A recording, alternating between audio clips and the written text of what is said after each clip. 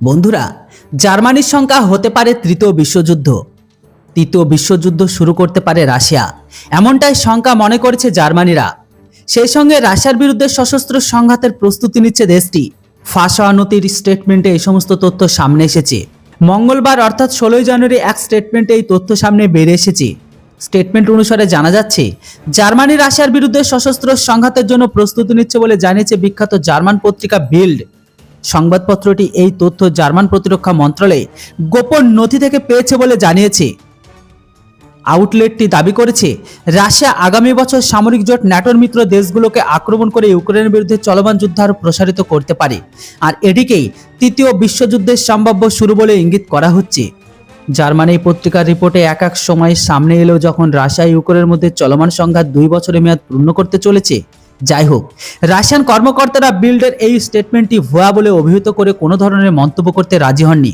তবে এই স্টেটমেন্টে আরও অভিযোগ করা হয়, ইউরোপের বিভিন্ন দেশের সশস্ত্র বাহিনী ন্যাটোর পূর্ব দিকে রাশিয়ার আক্রমণের জন্য প্রস্তুতি নিচ্ছে, আর এরই মধ্যে সাইবার আক্রমণও অন্তর্ভুক্ত থাকতে পারে।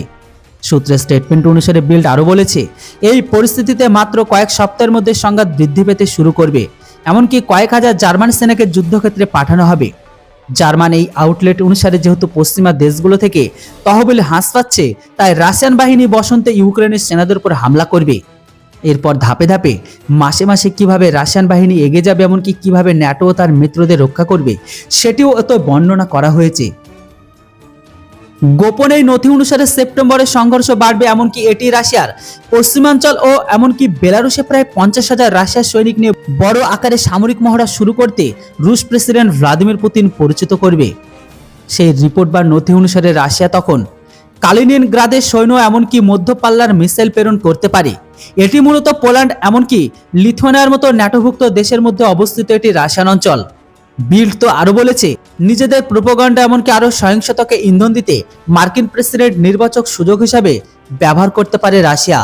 তো বন্ধুরা, এবার আপনারাই বলুন, জার্মানির এই স্টেট আর নথিতে যে সমস্ত কথাগুলো বলা হয়েছে, এটা কি আপনাদের মনে হয়?